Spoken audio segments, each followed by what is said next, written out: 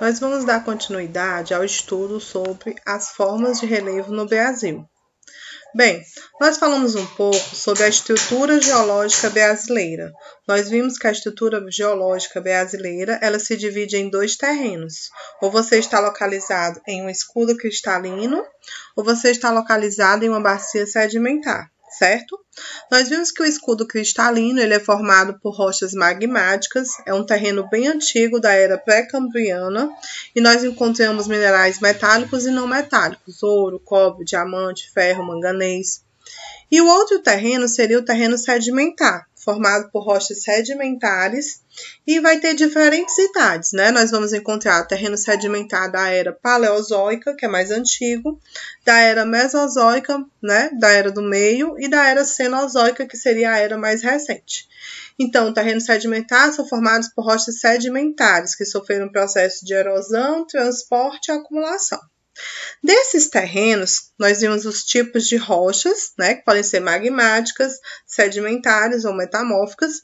E disso tudo, nós vamos ver o aspecto visual da litosfera, que seria justamente o relevo. O relevo é aquilo que eu posso ver na litosfera, né, o perfil topográfico que nós vamos observar hoje é o modelo da litosfera, né? A paisagem, tá certo? Então, as principais formas de relevo são, observem aqui, ó, planalto, planície, montanha e depressão. Então, eu coloquei aqui o perfil topográfico, onde vocês vão observar o planalto, a planície e a depressão, certo? Então, quando a gente fala de território brasileiro, nós vamos observar que a primeira classificação, tá, do território brasileiro com relação ao seu relevo, ela se deu na década de 40, em 1940. Um geógrafo chamado Haroldo de Azevedo. Haroldo de Azevedo, naquela época, ele vai utilizar viagens de campo, tá certo? Então, visitas ao lugar, para poder fazer o perfil topográfico desse relevo.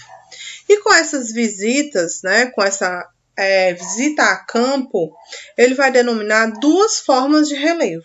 Então, da década de 40, quando eu falar de Haroldo de Azevedo, no nosso território, vai estar no livro de vocês, só vão existir duas formas de relevo.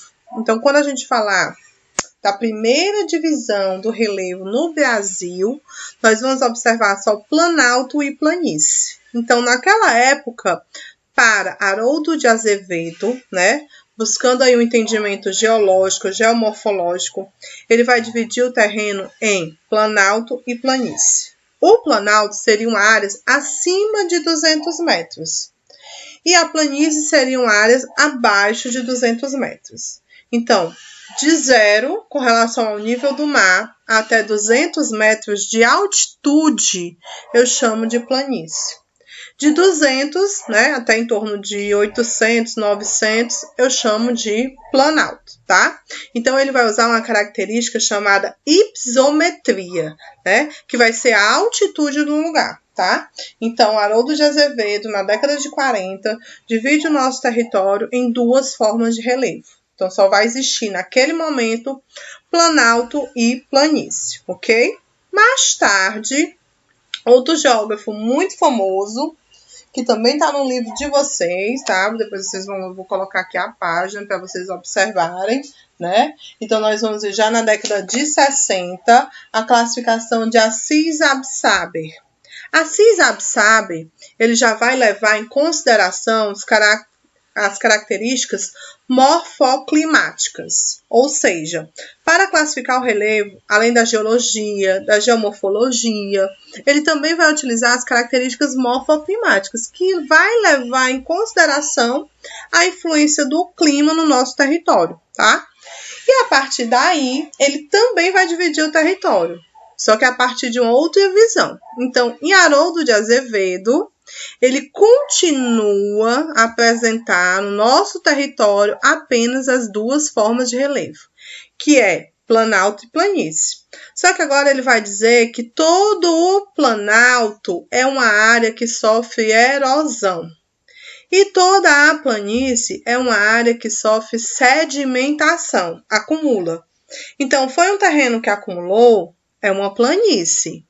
Foi um terreno que é erodido, né? Vai ser um planalto, tá? Então, só existem essas duas formas, tanto em Haroldo de Azevedo, na década de 40, como na década de 60, com Assis Absaber, tá? Só mais tarde, que vocês vão ver a terceira classificação, tá aqui o mapa de vocês, tá? O livro, e aí vai ter o mapa, ó. Então, essa aqui é a primeira do Haroldo de Azevedo, tá? Só planalto e planície, característica hipométrica, que é a altitude. Segunda classificação, Assis Absaber, que vai levar em consideração se o terreno sofre erosão, é planalto. Se o terreno sofre acumulação, é planície. E a terceira classificação, que é proposta aqui por Jurandir Ross, tá? Já na década de 80, finalzinho. Jurandir Ross, tá aqui o mapa, tá? Depois vocês vão fazer um estudo mais aprofundado no livro de vocês.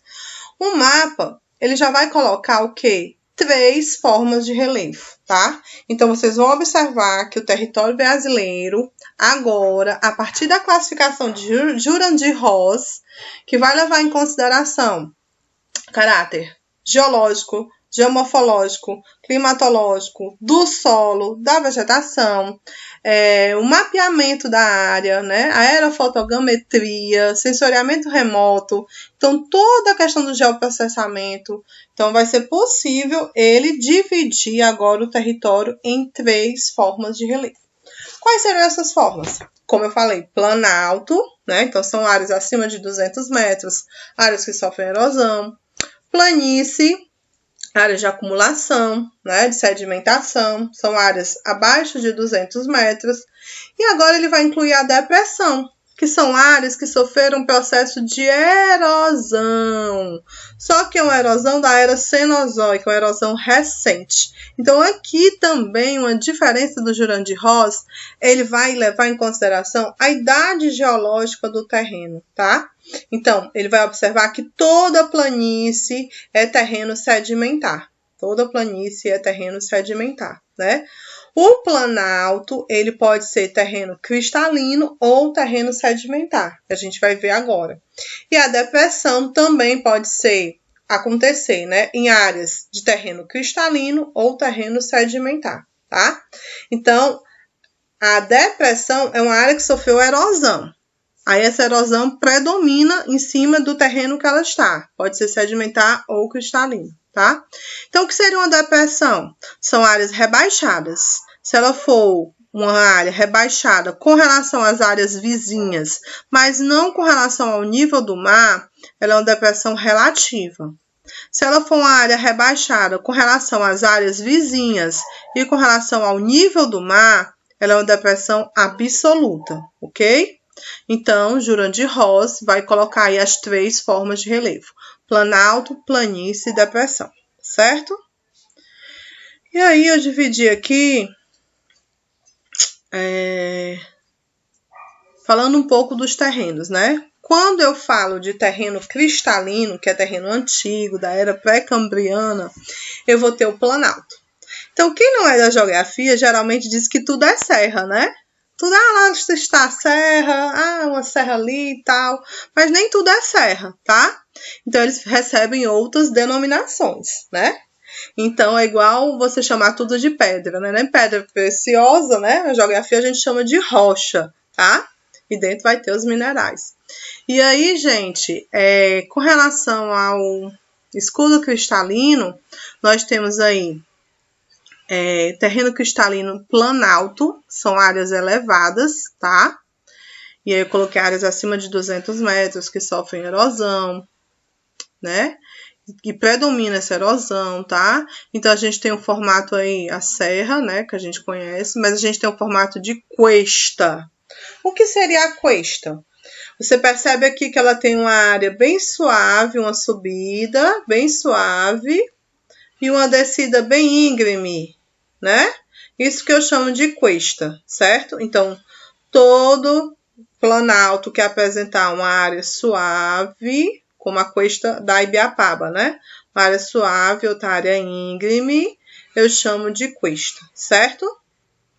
Os maciços residuais, né? Os maciços residuais vão ser aquelas serras que eu observo de longe, né? Principalmente aqui quando você está vindo Fortaleza, região metropolitana, entrando em Calcaia, pegando a BR, você vai observar esses maciços, tá? Por que que eu vou saber que ele é terreno cristalino? Porque você vai perceber que predomina a aglomeração rochosa. Então, são aqueles blocos de rochas que vão estar bem visíveis, né? Diferente de um terreno sedimentar, muita cobertura vegetal, queda d'água. Aqui não. Aqui vai predominar aqueles blocos de rocha, né? Os aglomerados. E esse maciço residual, quando ele aparecer sozinho, nós vamos chamar ele de morro testemunho, porque um dia ele foi um maciço. Só que devido ao desgaste, durante milhões e milhões e milhões de anos, ele aparece sozinho. E aí eu chamo de morro testemunho, monólito ou Inselberg. Lembra do iceberg, que é aquela pedra de gelo, né, que se deslocou e fica vagando no oceano? Aqui é o Inselberg, seria o relevo, tá? Então esse planalto que vai aparecer isolado, né? E a gente tem alguns famosos, porque de tanto sofrer erosão, eles vão tendo formas conhecidas. Então, a gente tem aí em Quixadá, né? A Pedra da Galinha Choca. A gente tem o Morro do Frade, tá? Em Tapajé. Do Tamanco, chegando ali em Baturité, o Morro do Tamanco. Então, são monólitos, tá? Então, são planaltos que aparecem isolados, mostrando que durante milhões e milhões de anos, eles já foram maciços residuais, tá? Então, seria aqui esse encadeamento, né? Essa formação aqui de vários planaltos de origem cristalina. Esse monólito, de tanto desgaste durante milhões e milhões de anos, ele vai aparecer assim, ó. Como quando a gente viaja, vê nas BRs, né? São os caos de blocos, tá? Então, a gente tem aí os principais planaltos de origem cristalina.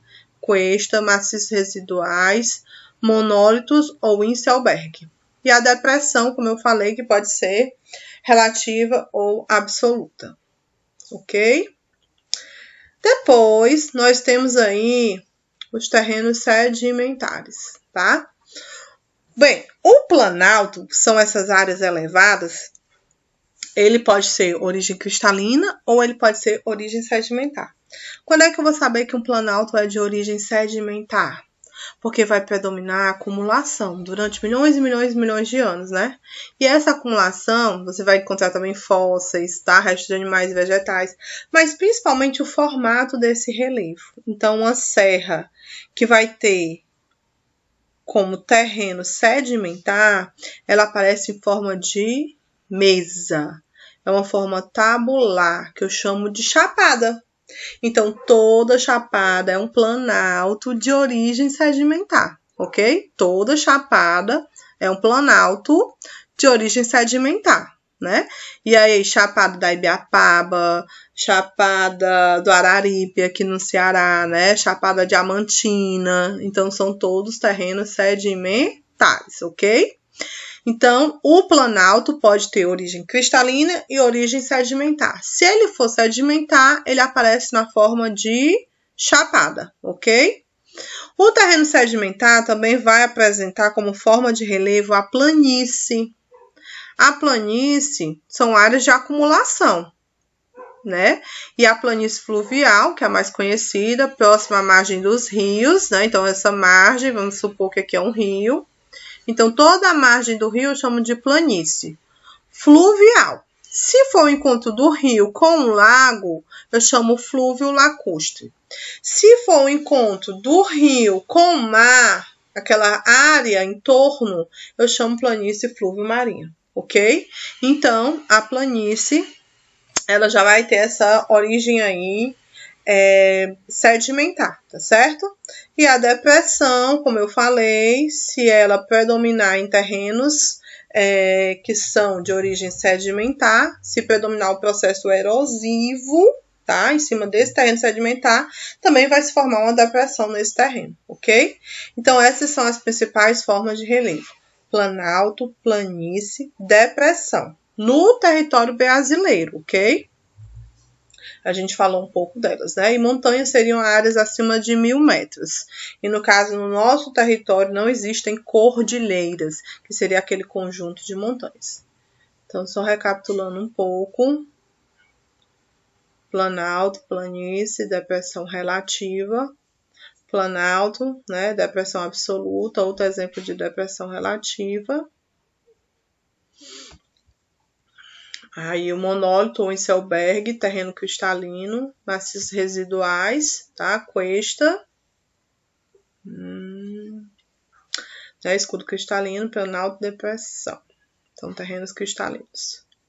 O desgaste do planalto é antigo, há milhões e milhões de anos, a depressão recente, era cenozoica. E bacias sedimentares, planalto, planície, depressão, ok? Chapada como forma de planalto, né? Formação do tabuleiro. Planície, flúvio lacustre, fluvial, flúvio marinho. Fluvial eu também posso chamar de aluvial, tá? Ou área de várzea. Também são chamados planícies fluviais, ok? Então, qualquer coisa, estou à disposição para tirar dúvidas.